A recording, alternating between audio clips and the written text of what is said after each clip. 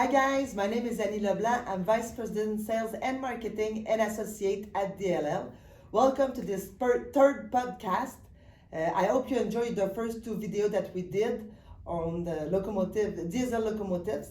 Today we'll be discussing about managing a locomotive fleet. So I hope you will be enjoying this podcast and will be learning throughout the process. So hi Daniel. Hi Annie, how are you doing? Fine, and you? I'm doing fine, thank you. Welcome again. It's a pleasure to provide some insight onto your broadcast series. Okay, well, on our very first edition, you had mentioned that you have been working as a CMO, so Chief Mechanical Officer for Genesee, Wyoming, Canada, and also another railroad, correct? Yes, I did. So when you were working for Genesee, Wyoming, what was the period of where you worked there? Well, I was Chief Mechanical Officer for Genesee, Wyoming, Canada from April 2000 for 15 years until the mid-2015. What was your role exactly as a CMO? Well, essentially my role with Genesee, Wyoming was to manage and maintain a fleet of locomotives and rail cars in adherence with the approved budgets and Transport Canada rules and regulation. Also, to initiate analysis of road failures to be able to optimize the fleet reliability. Okay, so wow, nothing less. So how many locomotives did you manage? Well, it was about 40 locomotive and about 1,000 rail cars that were owned at that time. The locomotive fleet was all DC traction, which is pretty common with the North American railway short lines. Okay, were they END or G locomotives? They were all ENDs. Okay, and so now you also just ended a project as an interim role for Suitin Railway Transportation, right? Yes, I did, Annie. I accepted an interim role for mechanical director for a period of 8 months, which ended last September. Can you tell me a little bit more about this? Well, what was expected of you in this interim role? Well, it was pretty much the same thing as I did with Genesee, Wyoming, Canada. But they had also acquired a new maintenance shop. So I initiated the CapEx budget so that we could acquire new toolings in order to maintain the fleet of locomotives out there, and also establish a succession plan to ensure the perennity of the railroad. Okay, and well, if you compare the two positions you had in two different railroads, what was the biggest difference between one and the other? Well, this railroad was also providing service, a passenger service between Sept-Îles and Shefferville. So it was quite a different way of doing business. Okay, and how many locomotives were there? There were eight locomotives. They were all EMDs and all DC traction, and they were ranging from 2,000 to 3,000 horsepower each. Two of those locomotives were F40PH, where they were utilized as passenger service. As a CMO, Daniel, what were the challenges that you had to deal with when managing a locomotive fleet? Well, a short-line CMO was always faced with many challenges. One of which is the diversity of models of locomotives and also manufacturers of locomotives. Having to stock many different types of the same parts is taking its toll on shop space, and also it is very expensive. Okay, so why is it a problem? Well, keeping up with the inventory as well as maintaining the knowledge level of the maintenance crew is always very challenging. Okay, and did you get other parts through OEMs, or you were mostly working with aftermarket suppliers? Well, in my case, I was getting my parts from both the OEMs and aftermarkets. So why, Daniel? Why both? Well, it varies by component and the railway you work for. Let's take, for example, a Class 1 railroad. Okay. Most of them are bound with a maintenance contract vis-a-vis the new locomotive builders, which entails the use of their own OEM parts in order to keep the warranty alive. Okay. Also, with the EPA, the Environmental Protection Agency, your locomotive may have to require some certified parts in order to respect the agency rules and regulation. So in this case, you may likely will have to deal with the OEM suppliers. Okay, well that explains why in some cases the OEM are the number one choice. And what about the short line? Because we were talking mostly about the Class 1 railroads. What about the short lines? Well, besides what I already mentioned about the requirement of EPA certification on specific parts, it is mostly a question of price, quality, and availability. Having a reliable aftermarket base is essential for a short line manager. Failures are part of your everyday life, and when you need to get the locomotive back in service, it is always beneficial to have a reliable source to turn to. Did you have a preferred option, Daniel? Well, both alternatives offer a different and interesting options, and I was always one to keep all my options open.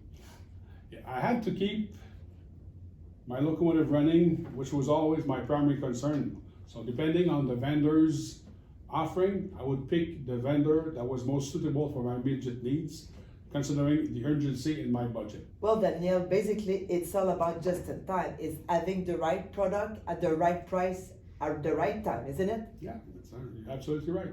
So what about the vendors themselves? On what criteria did you base the selection of one vendors versus another one? Well, my main objective is to keep the locomotive running safely and in a cost-effective way. Okay. Also, with that being said, I was always looking at different aspects like price, product availability, and reliability, warranty, and claim processes. That was also very important for me. Each manager relies on their own past experience with vendors. In my case, I had pretty good outcomes with most of my aftermarket vendors. So earlier, Danielle, you had mentioned the older locomotive types where the parts are harder to get. So how did you solve the issue in the most cost-effective and fastest way? Well, luckily, Annie, there are some aftermarket manufacturers like you that can still produce those obsolete parts. Yes. Also, there are other companies that have taken a novel outlook on the aging principle using newer technologies. Okay, and I guess that sometimes you have to go with capital expenditure, right? Yes, Andy. CapEx is the ultimate option, which requires to build a business case for upgrade or major overhauls. Other options are selling or retiring older locomotives or acquiring newer locomotives. Very interesting, Danielle. So, Danielle, what are the reasons exactly that makes you decide between an upgrade or a solution or a new design with an existing aftermarket manufacturer?